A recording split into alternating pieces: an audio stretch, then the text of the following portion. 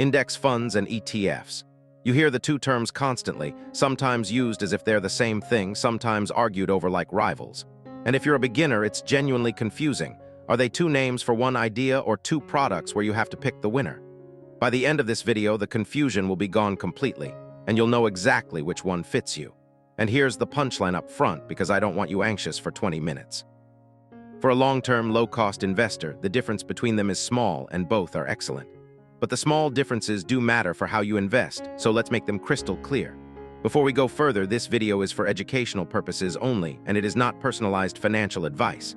It doesn't recommend any specific fund. Investing involves risk, including the possible loss of money. Always do your own research and consider speaking with a qualified financial professional. Now let's clear up the confusion. Here's the single insight that dissolves the whole confusion. Index fund and ETF aren't two options on the same menu. They're answers to two different questions. One describes a strategy, the other describes a structure. Once you see that, everything clicks into place. Let's define each properly. An index fund is any fund that follows a strategy. It simply tracks a market index, owning everything in it, rather than trying to pick winners. That's the strategy. And here's the key fact. An index fund holding a given market and an ETF holding that same market on the exact same underlying companies. Same contents. The label on the box is about something else. Because ETF describes the structure, the wrapper the fund comes in, and specifically how it's bought and sold. ETF stands for exchange-traded fund, and the clue is right in the name. It trades on an exchange like a stock. That's the structural fact. It says nothing about the strategy inside. So the two words live on two different axes. Strategy, is the fund passive, tracking an index or active, picking stocks? Structure, is it a traditional mutual fund or an exchange-traded fund? Those are independent choices. You can mix and match them, which means there are index mutual funds and index ETFs, both following the passive index strategy, just in different wrappers. And there are active mutual funds and active ETFs too. Strategy and structure are separate dials. That's the whole key. So when people say index fund versus ETF, they're usually being loose with language. What they really mean is index mutual fund versus index ETF, same passive strategy, two different structures. That's the real narrow question. And that's the one we're going to answer clearly. Same contents inside, the difference is entirely in the wrapper. So what's actually different about the wrappers? It comes down to how they trade. A traditional mutual fund is priced and traded just once a day. After the market closes, everyone who buys that day gets the same end-of-day price directly through the fund company. An ETF trades continuously all day on the exchange at a live price that moves second by second, just like a stock. That's the headline structural difference. Mutual fund, one price a day bought from the fund company. ETF, live price all day, bought and sold on the market through your broker. Everything else flows from that one distinction. Now, does intraday trading matter for a long-term investor? Honestly, barely. If you're buying to hold for decades, whether you got the 10 a.m. price or the closing price is noise, it makes essentially no difference to your outcome. So don't let the ETFs trade all-day feature feel like an advantage you need. For a buy-and-hold investor, it's mostly irrelevant. In fact, for some people, all-day trading is a subtle downside, because the ability to trade any second is a temptation to trade, and trading is where long-term investors hurt themselves. But we'll come back to that. Let's look at the differences that genuinely matter. The first real one is tax efficiency, and it favors ETFs. Because of how they're built, ETFs tend to generate fewer taxable events along the way. They pass out fewer of what are called capital gains distributions. In a regular taxable account, that structural quirk can mean you keep more of your return over time. Studies of the two structures consistently show this edge for ETFs. Now, an important caveat: that tax advantage only matters in a taxable account. Inside a tax-advantaged retirement account where growth is already sheltered, it makes no difference at all. So the ETF tax edge is real, but only in specific situations. Know when it applies. The second real difference is minimums. Traditional index mutual funds often require a minimum investment to get started, sometimes a few hundred or a few $1,000s. An ETF has no such minimum in the same way. You can buy a single share, or with fractional investing, just a few dollars worth. So for someone starting very small, an ETF can be the easier door to walk through. So if you've only got a small amount to begin with, the ETF's lack of a minimum is a genuine, practical advantage. It lets you start today with whatever you have, instead of waiting to hit a mutual fund's entry threshold. The third difference cuts the other way: automatic investing. Traditional index mutual funds have long been brilliant for setting up automatic exact dollar contributions. Invest $200 every month. Done. Forever. ETFs, historically, were a little clunkier for that, though many brokers now support automatic and fractional ETF investing too. So check what your broker offers. This matters because, as we've said all series, automation is the secret to actually building wealth.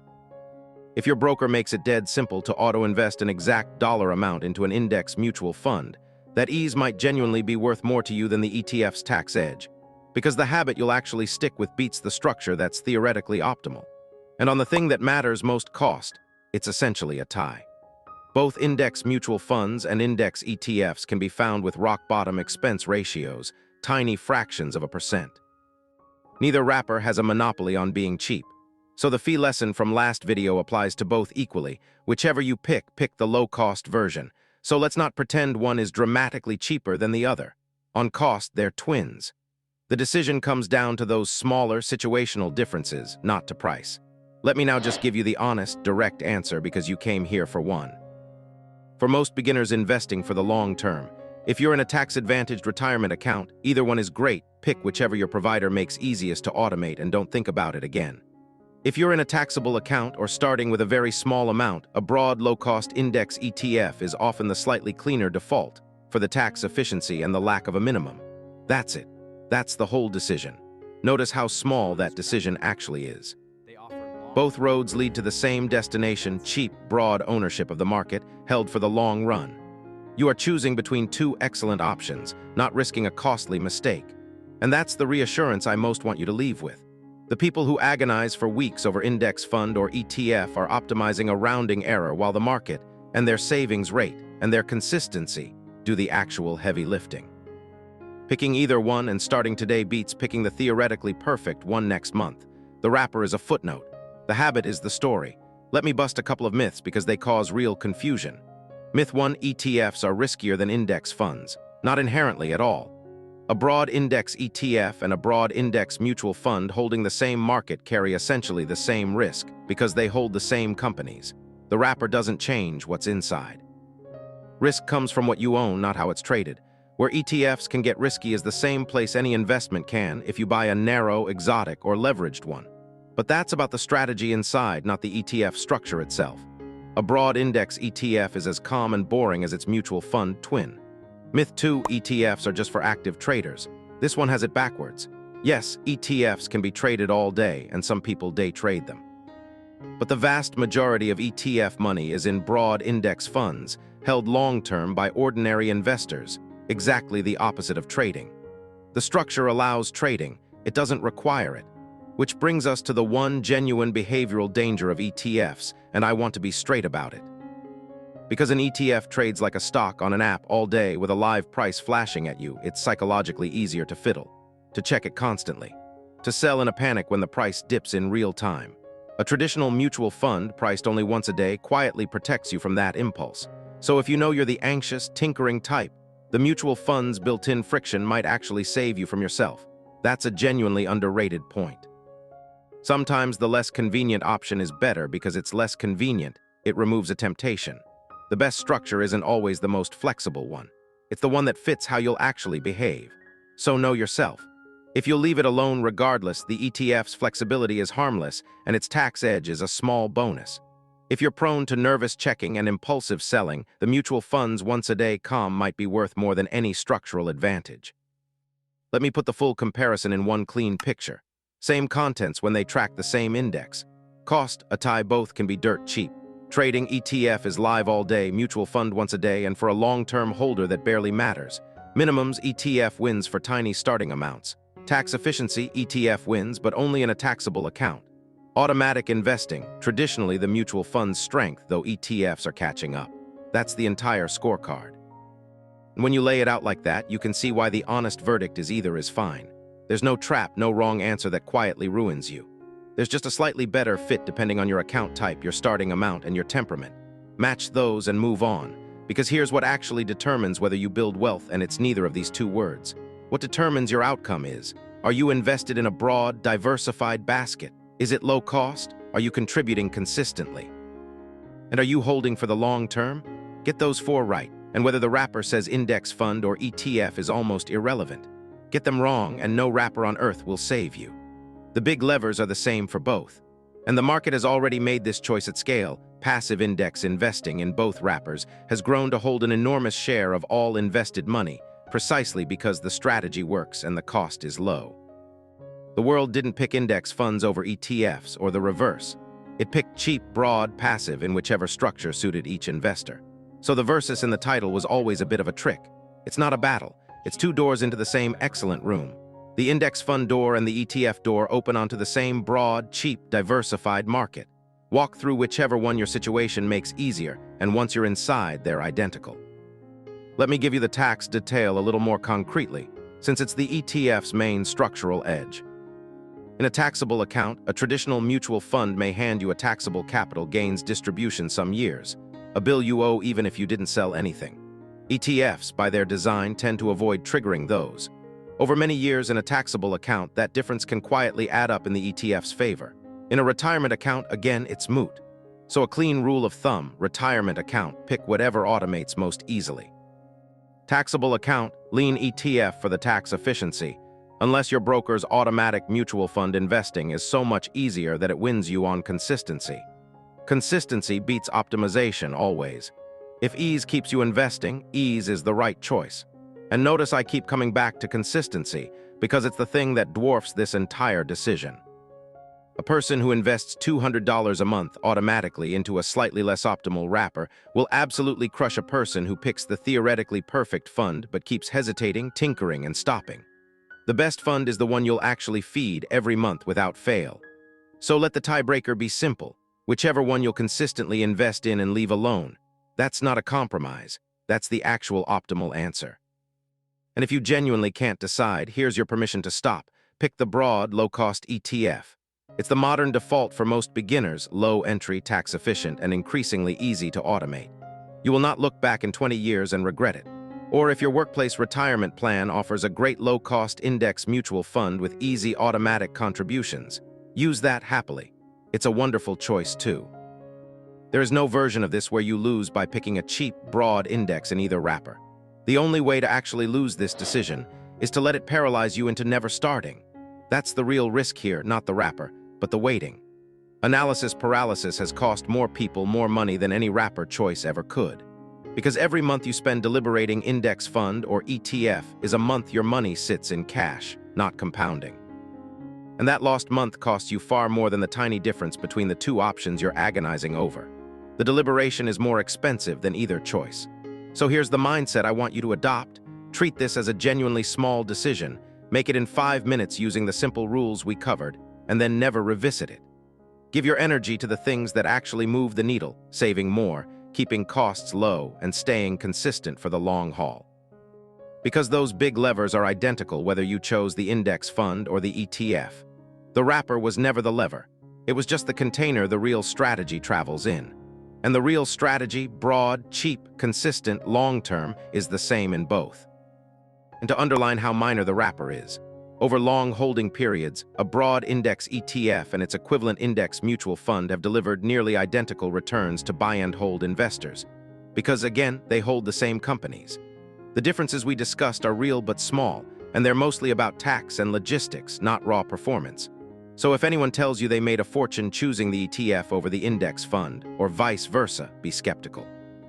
Fortunes in this world are made by owning the broad market cheaply and holding it for decades. The wrapper is a detail on the receipt, not the reason for the wealth. Let me recap the whole thing simply. Index fund is a strategy, track the market, don't pick stocks. ETF is a structure, a fund that trades like a stock. They overlap, index ETFs exist, and so do index mutual funds. For a long-term investor, both are excellent and cost about the same. ETFs win slightly on minimums and taxable account efficiency. Mutual funds have traditionally won on easy automation. Pick the one that fits your account and your temperament and start, and feel the relief in that.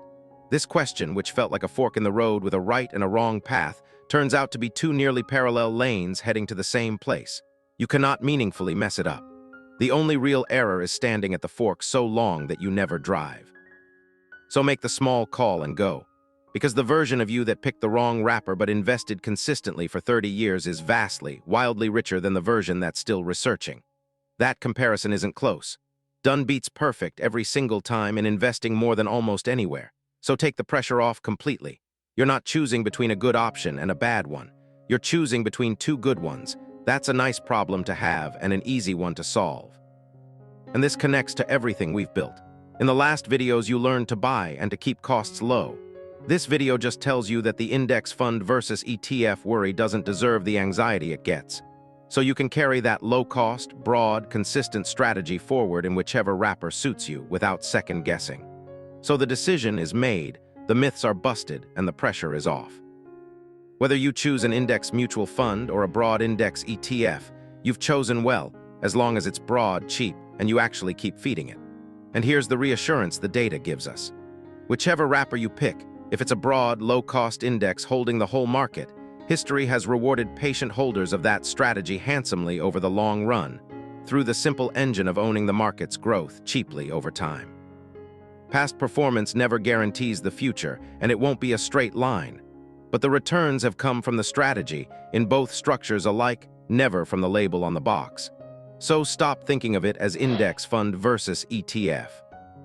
Think of it as index fund and ETF, two perfectly good ways to hold the same excellent strategy. The end is the truth. The versus was just marketing and confusion, and that reframe is worth more than any wrapper edge. It frees you from a false choice that keeps thousands of beginners on the sidelines. There is no gatekeeper here, no secret correct answer that separates the winners from the losers. There's just pick a cheap, broad index in either form and begin. Because the winners in investing were never the people who chose the perfect wrapper. They were the people who chose something sensible and then stuck with it long enough for it to matter. So let's bring it together. Index fund is a strategy, tracking the market instead of picking stocks. ETF is a structure, a fund that trades like a stock. They overlap, so the real question is index mutual fund versus index ETF. Same contents, different wrapper. Cost is a tie. ETFs edge it on minimums and taxable account tax efficiency. Mutual funds have led on easy automation. For most beginners, either is genuinely excellent, pick by your account type and temperament and don't look back. The wrapper is a footnote. Broad, cheap, and consistent is the whole story. None of this required you to find a hidden winner because there isn't one, and that's the good news. It required you to see that a question dressed up as a big fork in the road is really a tiny, low-stakes choice between two great options. Make it quickly, using the simple rules, and pour all your real energy into the things that actually decide your wealth. How much you invest, how cheap you keep it, and how long you hold. Do that in either wrapper and you win. Now go pick one and start. That's the difference between a beginner stuck researching and an investor who started. And it was never about the wrapper.